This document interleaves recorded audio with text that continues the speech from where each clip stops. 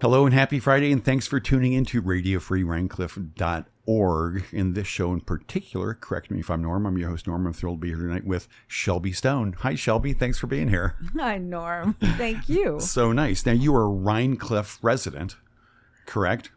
I am. Which is so sweet. And you moved here from LA, is that correct? I did, yes. What are the big differences between LA and Rhinecliff?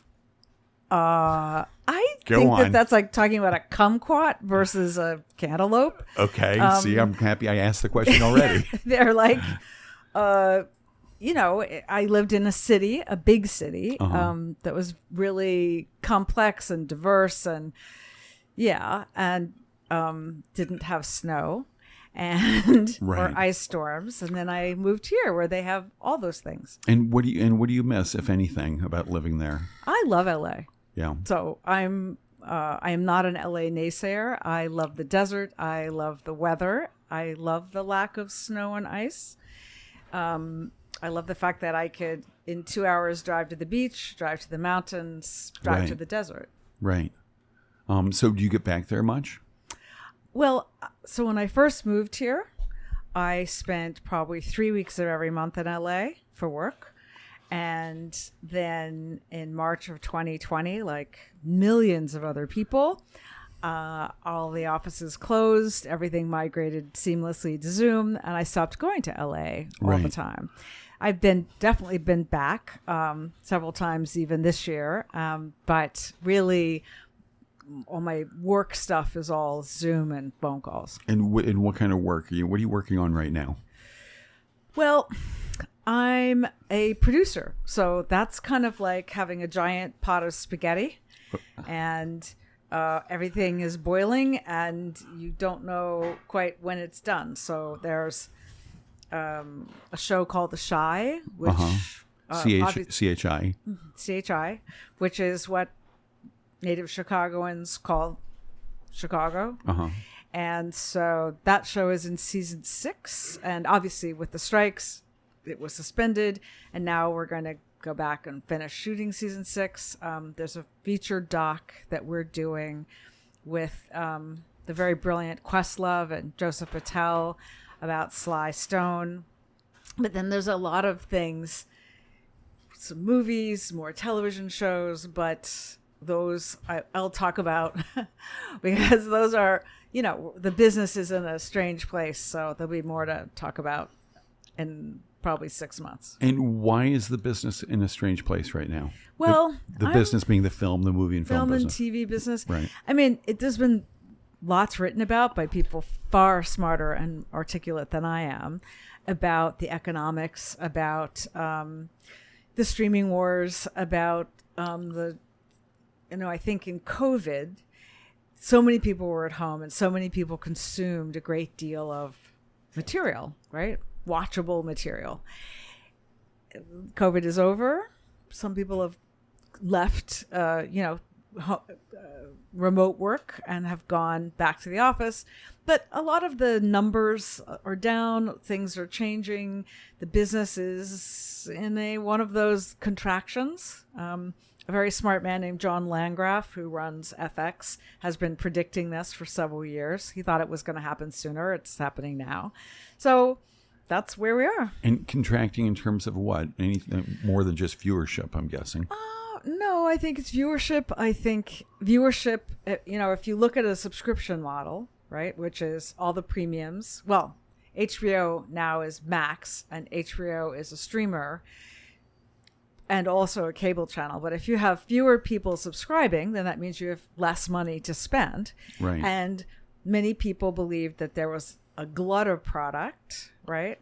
And that we need less because not everybody can watch everything. So if you don't have viewership numbers commensurate with your cost, right? So you're spending $1 an episode, but you're either not driving subscribers or you're not driving ad sales.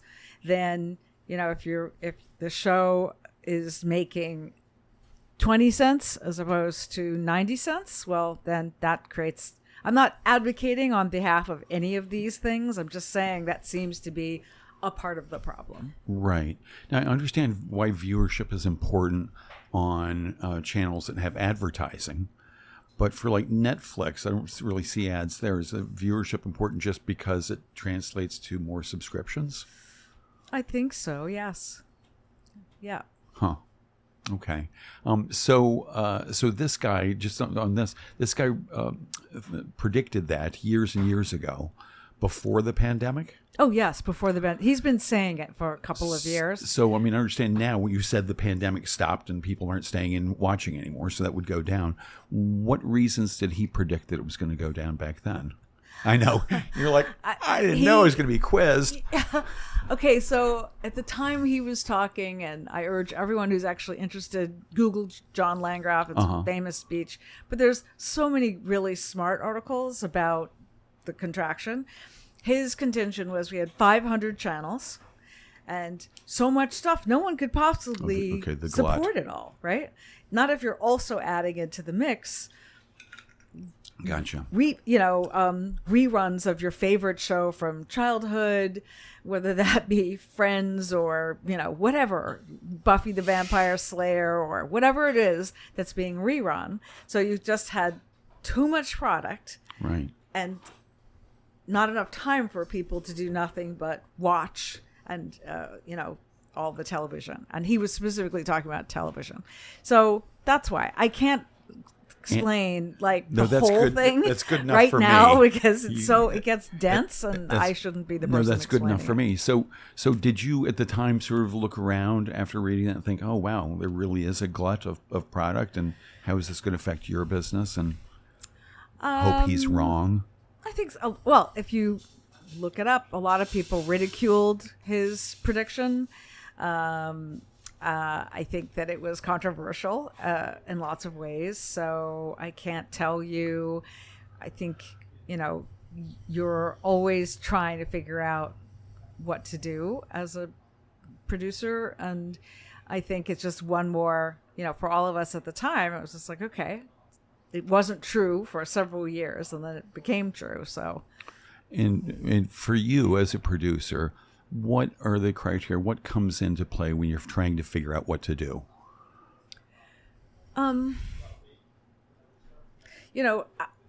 I have spent, I would say, almost all of my career working on and looking for, even things that didn't get made, different stories about African American stories, communities of color that weren't the traditional, weren't the norm, that gave you a spectrum. Because I know from my personal family experience, my mother's Creole and comes from a very Southern family, and my father's family is from Northern California and by way of Virginia originally. So, they all have different experiences, which I didn't see represented growing up. And I really wanted to see a greater spectrum of stories told. So that's always been part of the criteria of what I look for. I've worked mostly with, African-American directors and storytellers. And, currently we're doing a bunch of other communities of color projects. And you just try to find stuff you love. Right. And try to make it happen. And if you can't, you can't. And you must measure somewhat how sellable you think it's going to be. Well, of course, you can't, like it or hate it. We work in a business. Right. And so, there might be things that you just think, I don't care. I'm going to try it anyway. And things that you just go, oh my God, I don't even know where to begin. Right. So you just, that is a case-by-case basis. Right. And what things are sort of hot? What things are popular right now out in the marketplace? That's like asking me to do my crystal ball of Skittles. I don't know. Yeah. I know what I think. I know from the conversations I have, weekly with lots of people, buyers, but I can't tell you what I think is hot. Well, what do the buyers think is going to be hot? I don't know. Again, I want to stay out of predictive because what they might think today is different tomorrow. Right. Okay. Interesting. So let me ask this: you've got you mentioned a couple of things, the Questlove thing and Shy, which are both in production. I mean, the Shy thing's season 6 or something, so that's been out there. What new things do you have that you're thinking about, or I mean, you probably can't describe them exactly, but what kinds of you don't want to say? It's a wide spectrum. It's a very wide spectrum of. Like, I don't even know where to begin. Yeah, it's a very eclectic. I have a lot of, and my producing partner on lots of things. We have very eclectic interests. And so there is right now a very broad spectrum of movies that we're trying to get financed and television shows that we'll take out next year. And at any given point, how many projects do you and your producing partner have? It just depends. He's not my producing partner on everything, but, right now I'd say there are probably 15 things. Okay. We have about 5 movies that we're packaging and working with financing on, and the rest are in different stages of development. I'm guessing you really enjoy this work. Yeah, I can't imagine what else I would want to do right now. And when you were young, when you were a kid, what did you imagine you might do? No, I was always the creative kid. So I wrote plays, I produced plays, I made my sisters be in plays, whether they wanted to or not, because I'm the oldest. And both of them were lawyers. My father had a very old school belief system that there were like 5 careers. I mean, for anyone who, it's hard to explain, but if you have, both my parents were very old school, middle class Black people. So there was this idea about careers that could not be taken from you. So you could be a doctor or a lawyer, a dentist. It's one of my father's best friends, his came from a middle class Jewish family. It was the same, right? Like you could be a banker, but it was about 5 things. And I didn't really want to do any of those things. So I majored in art history. And which my father had a conniption fit over and made me do. I could do art history as long as I also did a double major in pre-law. And then at some point he was insisting that I go to law school about a year and a half after I graduated. But you can blame Mr. Robert Stone because he moved to San Francisco and he had his senior thesis, which was the movie that became Radio Bikini, and he thought I was bossy and arty. Robert Stone. Yes, Robert Stone. Your husband. My husband, yes. Thought I was bossy and arty, and that, therefore, I would make a good producer. And so we set about turning his thesis into a documentary and subverting all my father's will. So you're bossy and arty, but he's convincing. Robert? Yeah. Have you met him? I have. So, yeah. That's great. So how did you meet Robert Stone? We met our first day of high school when we were 13. And that was Princeton High School? Yes, that was Princeton High School. Princeton, New Jersey. Yes. And that's where your folks coming from, would you say New Orleans and California sort of settled down? Well, that's where we moved to. Okay. Robert moved there when he was young. And then, because his family is English and French, he spent every summer in England, sometimes in France or both. My family moved there almost right before high school. And that's why we met there. Okay. And so you met him on the first day of high school. Yes. And what was that like? Well, I don't know what experience you have with being a 13-year-old girl. It's a totally weird thing. Yeah, right? Very little. It's so it's weird, and you feel, most of us, certainly I did, you feel really, and I was still kind of the new kid, and these are people who'd grown up together. So, I walked into this class. There were no empty seats. There was one empty seat next to this adorable, though he didn't have a growth spurt till much later, so he was very small, and he had really thick, NHS glasses. So I sat next to him, and we became friends. That's so nice. And were you friends all through high school? Yes, we were. And then did he go? You went to Mills College. That's in California. Is that right? Mm-hmm. Did he go there as well? No, it's all girls. Oh, or all women, or whatever See. the language you're supposed to use. No, he went to Madison, Wisconsin. But you all kept in touch. Yes. And then after college, you graduated, and he convinced you to be a producer because you're bossy and arty, or were. And at some point along the way, y'all got married? Well, we dated our senior year of high school. Oh. We went to prom together. Oh, nice. I'm sure Robert will be cringing. Is he listening? No, he's working. Oh. But I'm sure he'll listen to it at some point. So, yeah. And then, but the thing is that it's hard maybe for people to grasp. Like, we have always been friends. Right. We were friends first. He was like this hilariously funny, very bright English kid.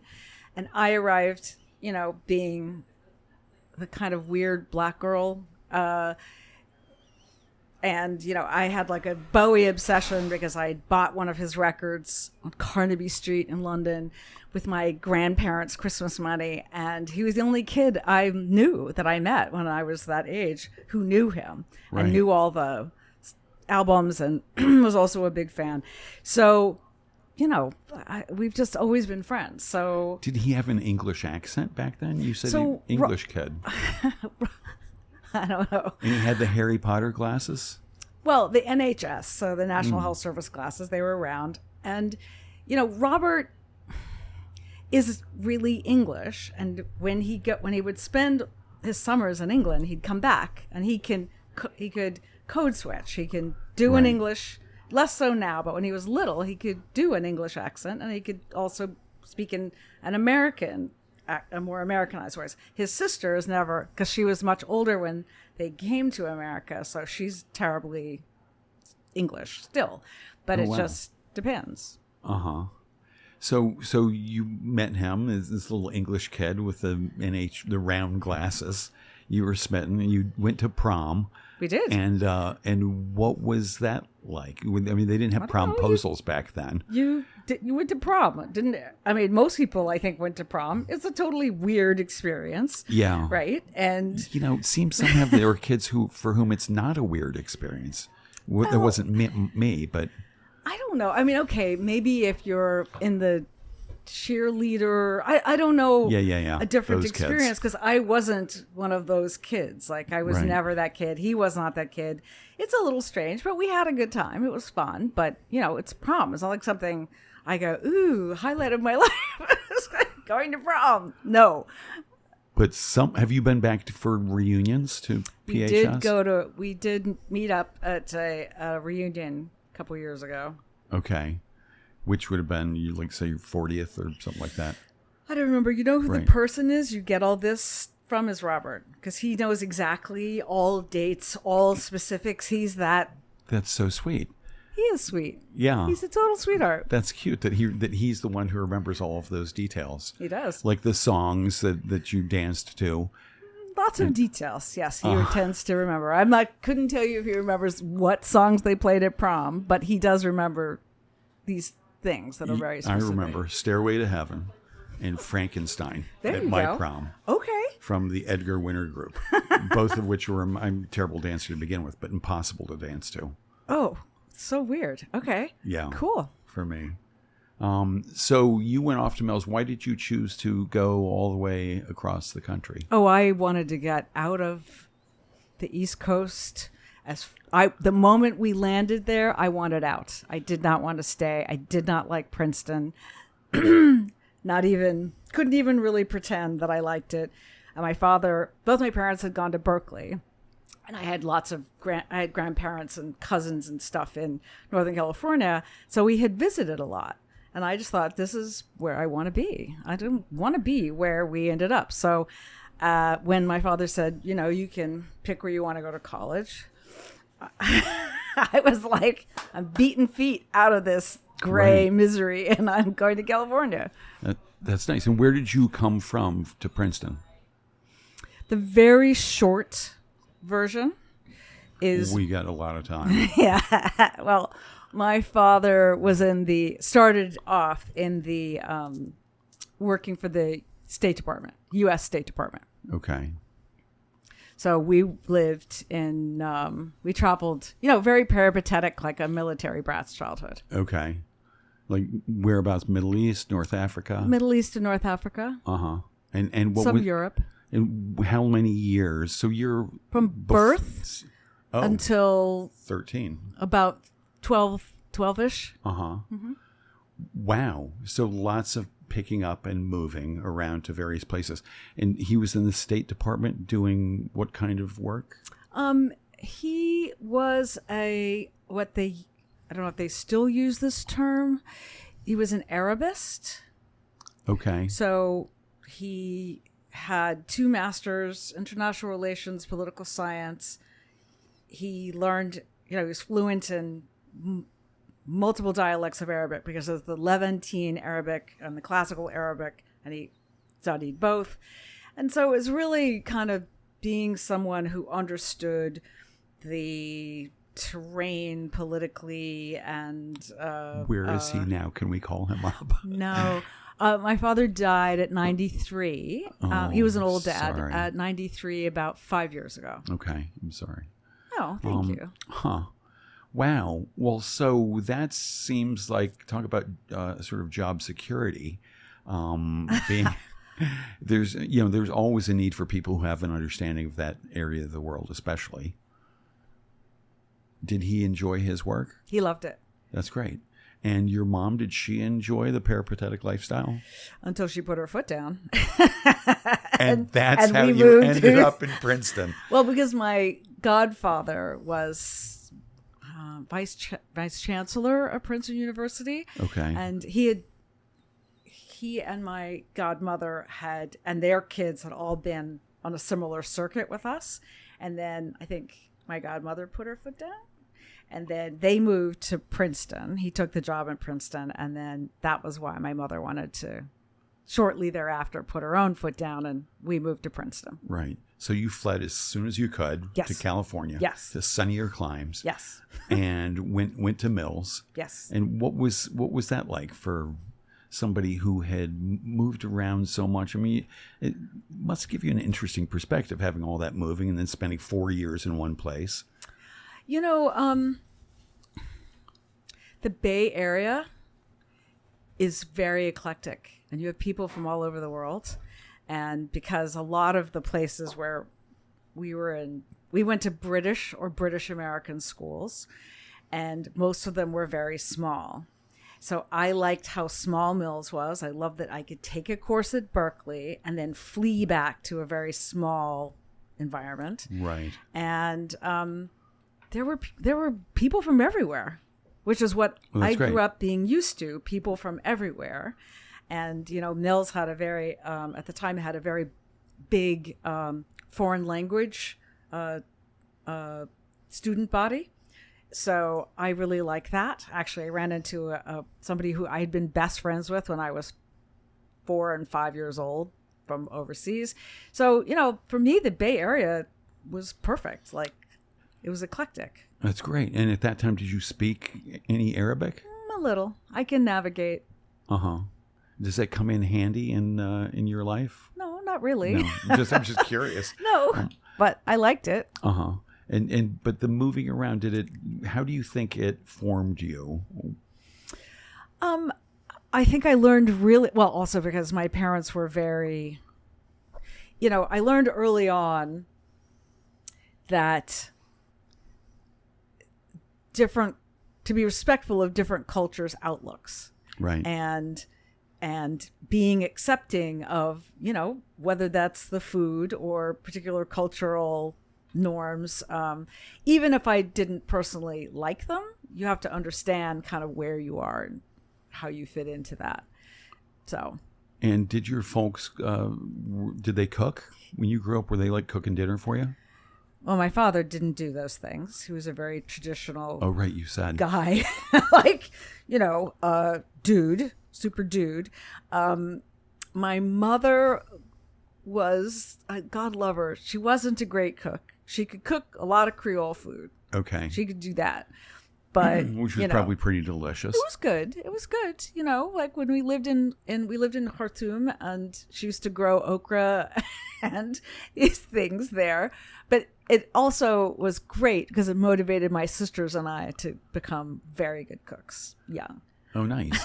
And do you cook things from sort of that part of the world? Is that part of your sort of repertoire? To do, yes, I do. Uh-huh. Yeah. Do you have a, what's it called, a tagine? I'm not the biggest tagine fan. Okay. I will say. That isn't we just went to, a friend of ours did kind of a fusion version, and that was interesting. But it's not my go-to. That's very Moroccan, Tunisian, Algerian, but it was never something I loved. Right. But you said you were in North Africa at some point. Were you all in Morocco or Algeria? We didn't live in Morocco or Algeria, but we went to them both a lot. Okay. So your go-to, you mentioned go-to, and I always love this question. If somebody were coming over for dinner, you really wanted to impress them, what would you cook? No dietary restrictions. Well, so my unwind at night is that I read recipes.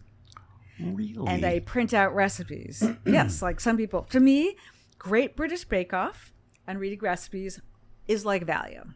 I find it incredibly soothing, and I will even rewatch old episodes of Great British Bake Off if I've had a particularly sucky day. So, at night, I have my lovely little iPad. iPad, yeah. I have like a little mini iPad, and I read recipes on my Flipboard. I have a subscription to several cooking things. So I found this recipe probably a year ago that I kind of am in love with.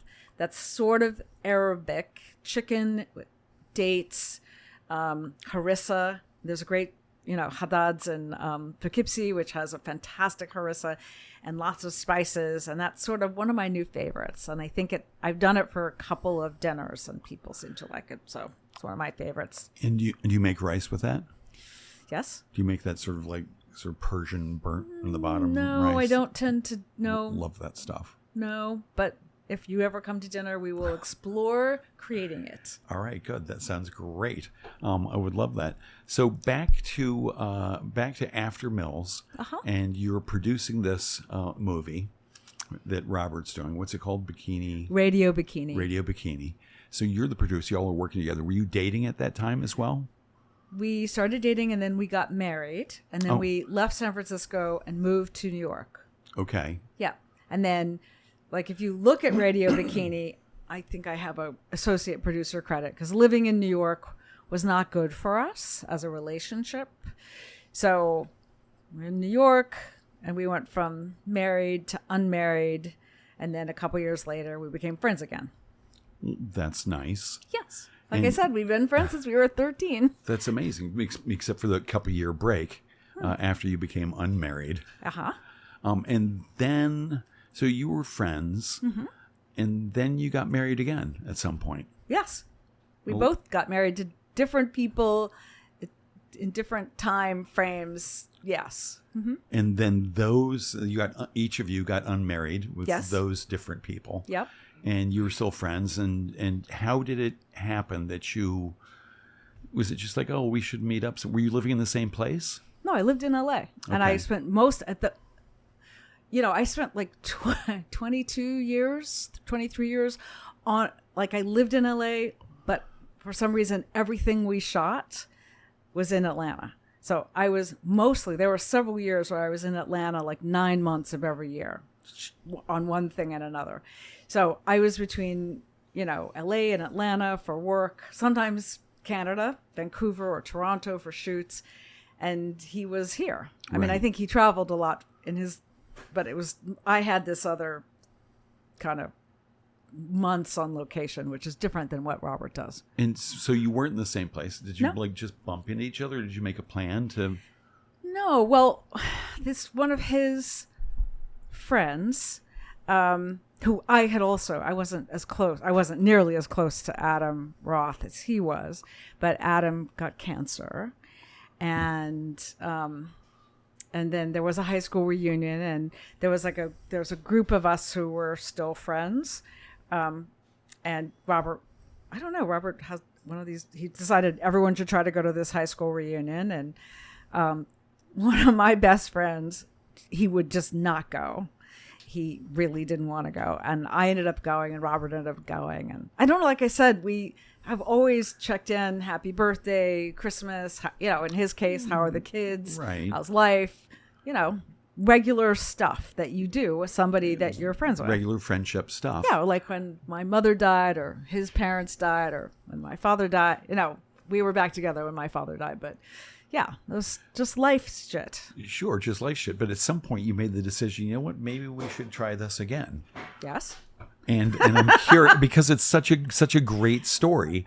You were married, it didn't work out, and then you reconnected and decided, you know what? We didn't do it right the first time. Let's try it again. Age helps. I'll bet. It does. So you met up in person, face to face at this reunion, and had a great, I'm guessing, you tell me, you had a great time, decided to continue meeting up? Something like that, yeah. Do you not want to talk about this? Well, no, it's okay. Okay. I don't, but it's like this could dominate hours. And anyway, I'm trying to write this up. Robert thinks I should write it, so I am attempting to write this as a. And have you been artsy your whole life? Has writing been a part of that artsiness? It has been a part, not a predominant part. So, but a part. And so now one of the things you do, in addition to all of this other stuff, is you're writing up this story. I am. I see. Well, I'll look forward to reading that. And what form is it going to take? A movie or a book? I don't. Or just I don't. Maybe it's a book. Maybe it's just a story. Right. Short story. That sounds great. I'm happy he's encouraging you to do that. Does he write he must write as well. He is. He's a really good writer. He writes. He writes all the scripts for his movies. So, was there any thought that you two would write it together? I think there needs to be a bit of separation between church and state. He hears it. He reads it, he gives notes, but I'm writing it. Right. Yeah, I wouldn't mind reading both points of view on this story. I mean, that's a well-worn trope in movies. It is. Showing, people seeing things from different angles. That would be fun. So how far along the writing are you, do you think? Or you have no way of knowing? I don't know. I think I'm a quarter of the way through. Okay. And do you enjoy that? Sometimes I do, yeah. I would think if you ask any writer, this friend of ours who's a very accomplished writer, hilariously gave us a bottle of whiskey called Writer's Tears. Oh, God. Because he described... That is funny. Yeah, it's very funny. And he writes books and scripts, and he was just like, every time he starts a project, he feels like he's a Pinto crashing into a wall. Yes. And I think that's a great description, because most writers that I know will tell you, they find it can be horrible. Every day can be very different. Some days can be great, and then you go back and read it the next day and just go what was I on? Why did I think this would work? And do you start each new sit down and writing by reading what you'd written the previous day? It just depends. Okay. I'm not a writer like that. So, right. I have writer friends who have all of these systems or habits that they find work for them, but that's not really, my thing. And it must be kind of a fun counterpoint to producing, which is like a huge group effort. And there's so many moving parts in that. And the writing is just you. It's true. Not everything, developing, finding material, that's usually it's like me and a writer and a director, or me if there's a producing partner, that's a whole other part of it. And there isn't always a producing partner, right? Yes, there isn't always. And you just started a couple of weeks ago a new company? Is that correct? I revived an old company, I would say. You revived an old company. Yeah, I saw this in your LinkedIn profile. And You're like a LinkedIn guy. I like them all. Every I social know. media I can plumb for tell. information. So what is that company? It's just an indie producing company with that, where I produce stuff, and I have definitely have partners on different things, but that's all. Okay. It's just more of the same. And more of the same. But where were you before that? You were at a different company. In a different company with a producing partner, which all love. We still have a bunch of stuff, but doing more independent stuff. Right.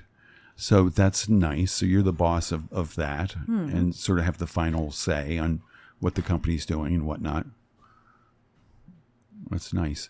All right, good. And let me ask about this other thing. Some on your credits, on the IMDb credits, it's almost all executive producer stuff. Because television, all non-writing producers are executive producers in television. Okay, but so there's a slew of executive producers. Yes, you will see quite a lot of them. And does each of them have a different task? Nope. It doesn't work that way, yeah. So what do you do as an executive producer? It depends on the show. Okay. So some shows you have a brilliant showrunner and they do them. And there's a well-oiled machine and it does it. You read scripts. You may, you talk to people. Other shows, you're boots on the ground, morning till night, producing, like helping make a show. Okay. It just totally depends, show by show, how it works. So executive producing is not as much a boots on the ground thing, but producing is? No. So there's television and then there's film. Okay. So if you look at any film lately, except maybe the big giant films, but all the kind of 50 and 60 million and unders, there'll be 20 executive producers and 5, 6, 10, some number of producers, right? Some of those people in the executive producer pool on a film have brought money or talent or connections. Some of the people on the producing pool are boots on the ground creative producers. Some might be line producers who are really manage the day-to-day on the budget. Some of those producers, I mean, it's very hard to explain to people, but that's film. On television, the writing producer, the showrunner producer is the producer. So like Greg Berlanti, Ryan Murphy, they may have people who are line producers as producers. Other writers are also credited. When you see consulting producer, supervising producer on a TV series, those people are also writers who are helping write the show, right? Okay. Under the auspices or with the showrunner. So that's how that works. Okay. Thank you. You're welcome. And so, your credits are almost all executive producers. Some of them are producer on IMDb. One's an associate producer. What was that for? I don't even know. I didn't. I lost that page from my notes. But in one of them, you're the casting director. Oh, yeah. Mm-hmm. Yeah. And what was that one? Do you remember? Sure. R. Kelly did a whole series called Trapped in the Closet, which was a musical series based on an album he did. It was sort of comedic and it was like a soap opera. Like he grew up watching soap operas and it was like this musical soap opera. And my friend was producing and she asked me if I would help do the casting. And I said yes. Nice. And was that fun? Doing a whole different job? It was totally fun. Yeah. Like I called up a lot of actors I knew and who I was friends with, and they came and did it. And other people, I mean, this was before I didn't know anything about this man. Well, that thing, now it's a whole other bag. All the scandal happened much later, well, right? I didn't know anything about it, and nobody ever did anything weird to me. So it all seemed perfectly fine. I didn't, literally, we were making this in this little bubble at a sound stage, and that was all it was. So. Right. And where was the soundstage? At Atlanta? Chicago. Okay. Now, Shy. I mean, do you have any connection to Chicago? I mean, there's the R. Kelly thing. There's Shy. No, it's just happened. No, you listen. That way. I've shot multiple times in Vancouver and Toronto, just because that's where you shoot. I don't have a connection to Atlanta either, except that's where the studio or the network wanted you to shoot, so that's where you shot. Okay. And why in a studio network chooses that for Atlanta? Georgia has fantastic tax credits. Okay. And over the many years I shot there, their crew base is fantastic. So, that's why. Because huge tax credit, great crew base. And how are the tax credits here? They shoot a lot of stuff in the Hudson Valley, mostly, I think. How did they compare to the Georgia tax credits? I would say it's different. You have, 100 miles from New York City, you're all run by the East Coast Council crew rates, which are great. But, Georgia is just it's different union, different base, different. So I know that production is picking up here.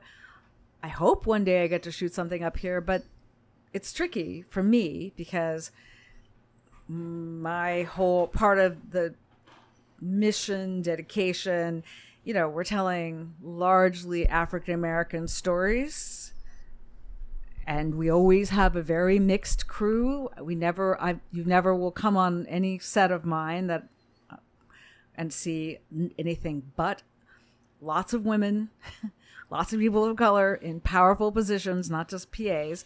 And that's not a criticism. It's just a different population base. So when you go to Georgia, it's hard to do that in the Hudson Valley. Right. And when, Toronto, which is a very international city, you have a very eclectic crew base, right? Diverse crew base. And Vancouver, less so, but Canada realizes they need to get better at it. So They are making strides to diversify the crew base there too. So the SAG recently, the SAG-AFTRA reached a agreement with the producers. Not producers. That is an errant. All right, with the studios and the streamers. The studios and the streamers. Right. The producers, have nothing to do with that. Right. So they reached this agreement, and it hasn't been voted in yet. I think by the rank and file of SAG. Ratified yet. Yeah. But you expect it will. I'm guessing. The SAG leadership seems to think it will. People are going back to work, so shows are going back. So that was my question. So shows are going back. Well, they've set a date to go back. Gearing up now. Yeah. And the vote's going to happen in the next couple of weeks. That must make you very happy. Well, I feel like they all feel like like they got a great deal, and I'm really happy, and yes, of course I'm happy, but I would also totally respect if the writers or the actors decided it wasn't for them yet. Right. Well, did the writers ratify the They did, guild? yes. Okay. So now it's just the actors need to ratify that. Right, but what's encouraging is that the studios and networks are setting start dates for movies and start dates to resume shows or shoot new shows. So I guess must be kind of exciting in the industry. I think Everybody it's exciting. Yes, I think people are getting jazzed to get back to work. Yeah, I think that's true. That's nice. And so for Shy, did you stop? Well, yes, you can't shoot without writers or actors. There's no shooting. You stop. Yeah. Well, I know lots of people signed an interim agreement with SAG so that they could continue shooting. Movies were getting interim agreements. But not TV? I think if you had all of your episodes written and it was during the writer's strike, you could keep shooting. But the moment SAG went on strike, I am unaware, and I might be wrong because it might only just be the circle of people I know. Anyone shooting a show stopped shooting because the actors were on strike.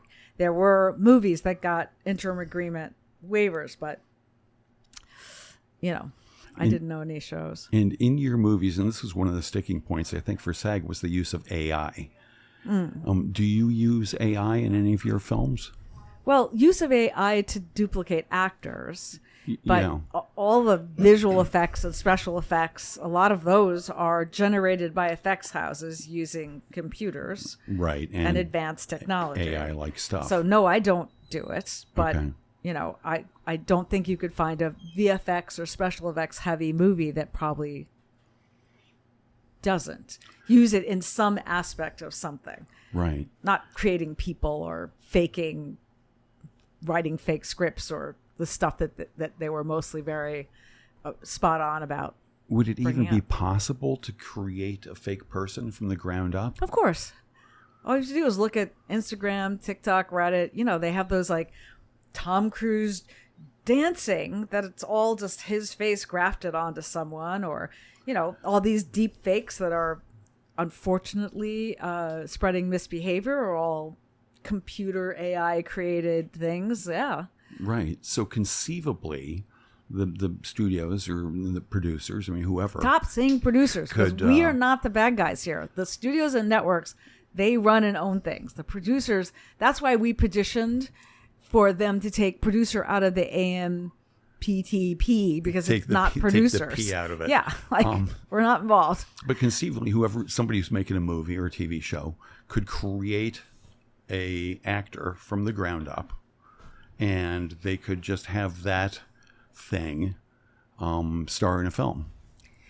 There's been a lot written about that. I would. So far, the couple of things I've seen, I think you miss the absence of a person, because it's still. It may, as we sit here, it may have advanced exponentially, because that's the thing. The learning on AI is a hockey stick, right? It's like it advances at this rate that I don't think a lot of us even begin to understand. So I don't know. The couple of little short things I've seen are terrible. Where they created a star from the ground up. Or a face, a so-called face. Like, that's been a thing that's been all over the internet. Right. These fake faces, right, that they have created, asking AI, what does a Midwesterner look like? What does this look like? And it makes a face. And you're like, okay, it's like still weird looking to me. Right. But I can't say what other people think. But as you say, eventually AI, if it's advancing exponentially like that, is going to probably be able to do that. I don't know. I don't know if they'll ever be able to create a walking, talking entity that gives you the emotion of a person, right? Like the ticks and the things that when you're watching, I don't know if you like The Bear, but I don't know, I might be totally wrong, but the things that cast does with a flick of an eye, a twist of the mouth, a bit of the hand, I don't know, because I don't have an answer about whether or not that can ever be created in a machine. Right. But it might. I'm guessing it not. could, right? Because AI is watching The Bear too. Yeah. Presumably. I don't know. Thank God it doesn't live at my house, so I don't know what it watches. I have no idea. But it is probably feeding off of your house in some way, your internet usage, or if we all trashed our phones and lived off the grid and never went online, right? Then it would never be able beast. to give any data about us to anyone or anything. Right. I find it very interesting, how AI is going to work its way into everything. And since you're here, especially the film and TV business. Yeah. Yeah. So I'm a member of SAG, and I got the thing. I sort of read it, and it doesn't sound like they precluded the creation of a character from the ground up. You can't use likenesses. You can't use voices. Mm-hmm. You can't, do a hybrid of like George Clooney and Julia Roberts or whatever to create somebody, because each of them then gets paid. Sure. But the contract that they came to does not preclude that, far as I can tell. I'm kind of asking. I didn't read the SAG contract because I'm not in SAG. Right. So I don't know. All right. Well, back to the British Baking Show and The Bear. Okay. Do you watch a lot of TV and a lot of movies? I do. It's kind of you've got to, right, for your job. Yes. Also, I happen to like doing it, right? Uh-huh. So we watch a lot of movies, and a fair. I tend to watch more scripted television than Robert, because it is part of my job, but also because I like it. So it's fun. Yeah. Can be fun. Yeah, it can be. I think the pilot of The Bear we both of us felt like we might actually have a heart attack. It was the most stressful. It was brilliant, but it was so like, if you ever wanted to know what working in a kitchen was like, professional kitchen, not mine. Yeah, you just go, oh my God, it's terrifying. Huh. Yeah. And so then you felt so strongly, but not good feelings. Did you watch the rest of it? Yes, of course. I watched it all. The It was feeling I'm going to have a absolutely- heart attack is not usually thought of as but good. it was great. Like, Okay. Also, that pilot was directed by this brilliant man who did Atlanta and Hiro Murai, who's a great director. And it was, I mean, yes, it made you really anxious, but it was brilliant. Like, if I read Anthony Bourdain, you're just like, that's that thing. You get why people drink heavily and do other things, because it's so much pressure. Right. And it was great that they found a way to put you inside of that. Right. Nice. And what else do you like to watch? Finally gave in during COVID and watched Succession, which is brilliant, but it took me a long time because I just felt like I work in Hollywood. I felt like everyone you deal with, or a lot of people you deal with, and I was like, that's not relaxing for me. But it's a brilliant, absolutely brilliant show. So we watched it all. Succession, The Crown, The Bear. And do you all binge watch? Well, Robert doesn't. So it's like there'll be things that we watch together, and then things I watch alone because it's homework, or just because Robert's not that guy, right? He'll watch a lot of documentaries, and I'm watching these other, like Killing Eve, which I thought was just one of the most brilliant shows ever.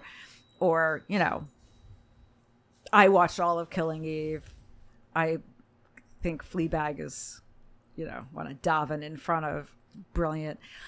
So, I wander around. I watch a lot of British shows, Happy Valley, which is genius, and, a variety of stuff. So. Huh. And you probably don't want to comment on things you've seen that you just think were crap. I don't think that's very positive. I want to stay positive. But certainly there are some things like that, and that maybe you feel you have to watch for your job. Yes, there are sometimes I was like, oh, I have to watch the pilot of that, or the mid-season something of that, so I understand if I'm talking to an executive for whom that show works or doesn't work, whatever. Okay. Huh. That's so interesting to think about watching TV for your job and looking at everything, presumably writing, the acting, the production values, whatever. What makes, say, Fleabag or Killing Eve, is that the other one you mentioned? An enthusiastic nod from you. What makes that so genius and so wonderful? Well, I think that she has a really unique voice, that writer, Phoebe Waller-Bridge. Very unique voice. And she writes some of the most interesting and complicated and maybe to some people deeply unlikable women, which I'm all about. I hate the cookie cutter. So, she has this extremely unique voice, and I appreciate that. Right. It's interesting.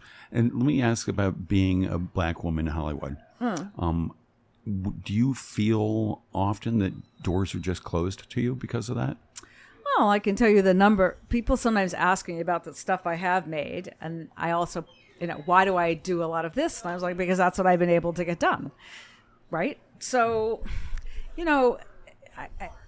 I think it's not like it's a complicated place. Yeah. And complicated business. And so sometimes doors are closed, or people just don't understand that there's an audience for what you're talking about. And you're trying to convince them that people will watch. Right. And they don't always believe you. mostly don't believe you. And sometimes, like with The Shy, I would think Lena will tell you, who created the show. Her name is Lena Waite, and she's also very brilliant. So, it took a village to get that up and going, and Lena did exactly what she said she was going to do. She said in season 3, it's going to become a monster, and it did. And Nice. Every year the numbers go up.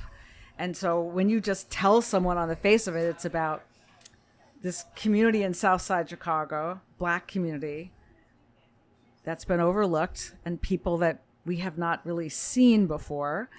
And in the pilot, we're going to kill the most popular character.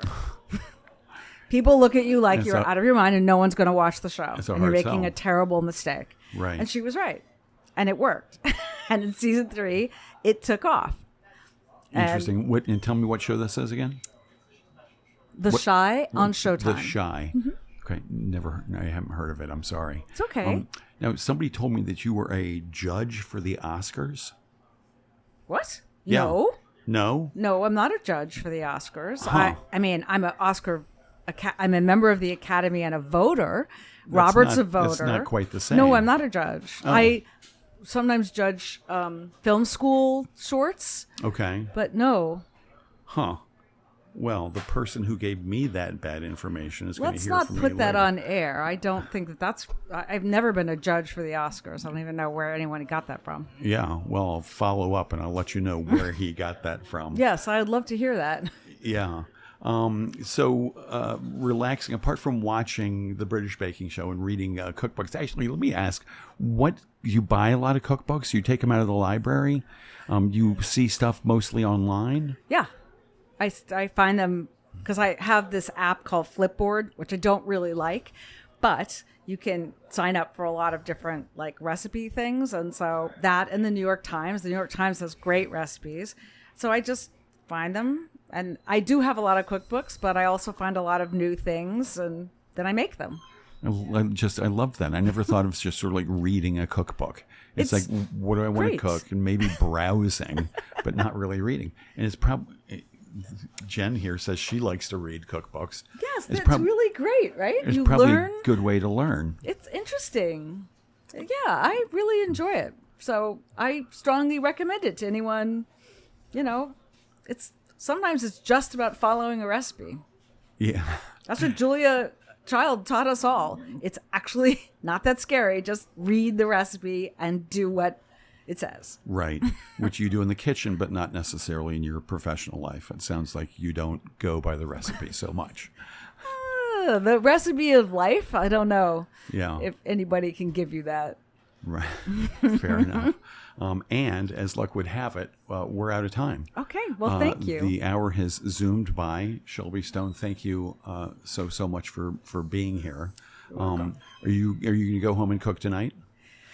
No, I think I told Robert before I left that I think tonight is a non-cooking night. And so then what, do you order in? You go out? Oh, we might go out. We see you a lot. Yeah. At our favorite Kip's Tavern. So yeah. It's a great place. It's fabulous. You're not quite in walking distance, but still in the hamlet. All right, Shelby Stone, thank you so much for being here. Everybody, thanks for tuning in. Have a fabulous Friday. Thank you. Thank you, Shelby. Good night.